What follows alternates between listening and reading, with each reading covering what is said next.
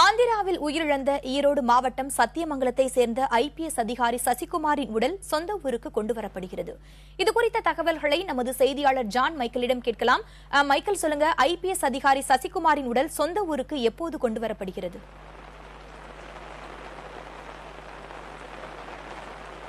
அதாவது நேற்றைய தினம் உயிரிழந்த ஆந்திர மாநிலத்தில் உயிரிழந்த சத்தியமங்கலத்தைச் சேர்ந்த ஐபிஎஸ் அதிகாரி சசிகுமாரனுடைய உடலானது சற்று நேரத்தில் அவருடைய இல்லத்திற்கு கொண்டு வரப்படுகிறது.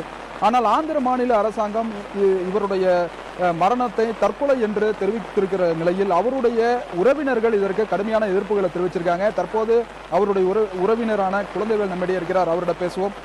சார், அதாவது இப்போ தற்போது உயிரிழந்திருக்கக்கூடிய இந்த சசிகுமார் அதிகாரியினுடைய சம்பவத்தை நீங்க எப்படி பார்க்குறீங்க?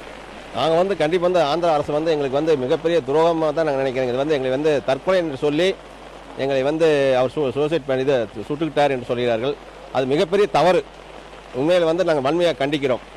எங்களுக்கு நேர்மை நியாயம் வேணும் என்றால் ஆந்திரா அரசும் ஆந்திரா முதல்வரும் தமிழக முதல்வரும் எங்களுக்கு நீதி நிலைநாட்ட வேண்டும். ஒரு ஐபிஎஸ் அதிகாரிக்கு என்று நாட்டிலே பாதுகாப்பு இல்லை என்ற பொழுது எங்களுக்கு என்ன சாதாரணமாக எங்களை போன மக்களுக்கு எப்படி பாதுகாப்பு இந்த அரசு வழங்க முடியும்? அதாவது அவருடைய மரணம் தற்கொலை இல்லை அப்படிங்கறது நீங்க சொல்றீங்க. அப்படின்னா அவருடைய மரணம் எதனுடைய அடிப்படையில் நிகழ்ந்திருக்கும்னு நீங்க சொல்றீங்க. இதற்கு அடுத்த கட்டமாக மத்திய மாநில அரசுகள்கிட்ட நீங்க என்ன எதிர்பார்க்கக்கூடிய கோரிக்கைகளை? அவர் இந்த 2 ஆண்டுகளாக சென்மறை கடத்தல் கும்பலை அவர் தீவிரமாக கைது செய்து அவர் கோர்ட்டிலே ஆஜர்படுத்தி ஆந்திரா மாநிலத்தினுடைய சிறப்பான செயல்பட்ட அதிகாரி என்று பெயர் வாங்கிய அதிகாரி அவர்.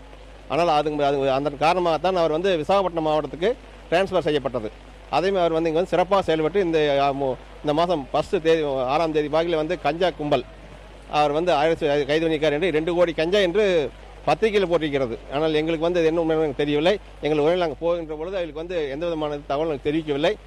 அவர் இறந்து விட்டார், குண்டடி வெட்டி இறந்து விட்டார் மட்டும் சொல்கிறாங்க. கைத்துப்பை தொடங்கும் போது அதாவது அவரது சசிகுமாரனுடைய உறவினர்கள் தெரிவித்திருப்பது போல ஆந்திர மாநிலத்தில் நடைபெற்று வந்த செம்மர கடத்தல் மற்றும் கஞ்சா விற்பனையை முழுவதுமாக தன்னுடைய கட்டுப்பாட்டில் கீழ் அடக்கி இருக்கிறார் ஐபிஎஸ் அதிகாரியான சசிகுமார். அப்போது அவருக்கு சமூக விரோத கும்பலினால் ஏராளமான மிரட்டல்கள் விடுக்கப்பட்டு வந்திருக்கிறதாக சொல்லப்படுகிறது. இந்நிலையில் இவருடைய மரணமானது பல்வேறு சர்ச்சைகளை கிளப்பியிருப்பதால் மத்திய மாநில அரசுகள் ஒருங்கிணைந்து சிபிஐ விசாரணைக்கு உத்தரவிட வேண்டும் என்று கோரிக்கை வலுத்து வருகிறது.